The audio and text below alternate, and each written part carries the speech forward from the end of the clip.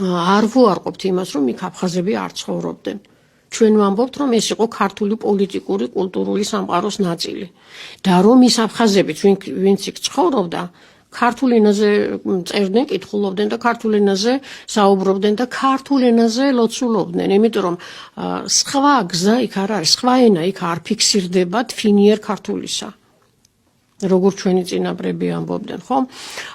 და იმის რომ გაიარა ვიღაცამ და ჩანაწერი გააკეთა, ეს არის გულუბრყვილო ახსნა კი არა, არამეცნიერული, ალბათ ძალიან ცოტა ამაზე თქვა. ეს არის უბრალოდ არასწორი ახსნა იმისა, რომ გინდა თავი აარიდო შენ რეალობას.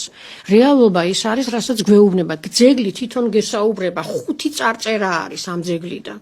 5 წარწერა, კი არა, 1 წარწერა არის საკმარისი, თუნდაც ის 1 9 სტრიქონიანი წარწერა არის მაჩვენებელი იმისა და გეუბნება იმას, რომ აქ იყო წმინდა გიორგის ტაძარი, რომ ეს რეგიონი, სადაც ის ჯერეთი და ტაძარს ვერ აშენებდა, ვიღაცა მოსული სხვა. ტაძარს აშენებს ადგილობრივი ფეოდალი საკუთარ მამულში. გიორგი ბასილიძე. თავის ძმების სალოცავა და მამის სულის მოსახსენიებლად აშენებს, ხო? ბასილი მამამისია. დემეტრე და მერკილე მისი ძმები არის.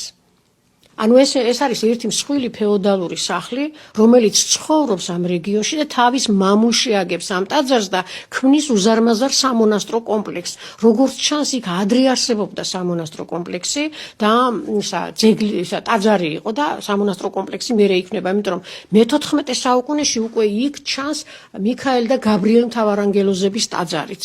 რატომ არის ამ წარწერების, რატომ აქვს დიდი მნიშვნელობა? იმიტომ რომ ეს არის ძეგლის ენა, ანუ რა ენაზე საუბრობს ძეგლი.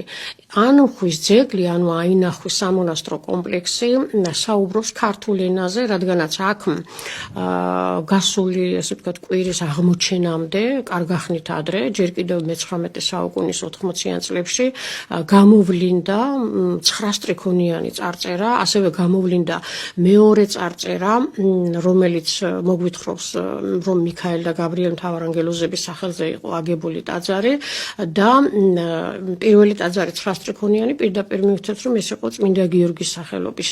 ანუ გამოდის, რომ დიდ სამონასტრო კომპლექსთან გვაქვს ჩვენ საქმე, რომელშიც 2 ტაძარი იდგა. ამ ტიპის სამონასტრო კომპლექსი ჩვენ მაგალითად გელათის ტაძრის სახით გვაქვს, სამონასტრო კომპლექსის სახით გვაქვს.